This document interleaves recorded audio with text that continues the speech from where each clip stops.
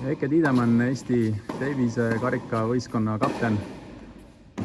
Loos on tehtud, Mattias Siimar, Vladimir Ivanov on meie poolt valitud homme mängima, et mis sõnade ja mõtetega saadad poisid homme väljakule?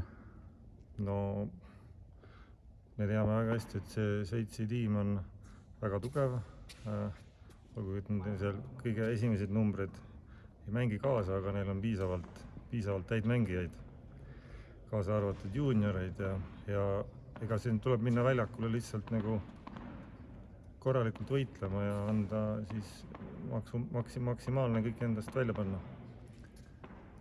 Mõned päevad on olnud aega ette valmistada.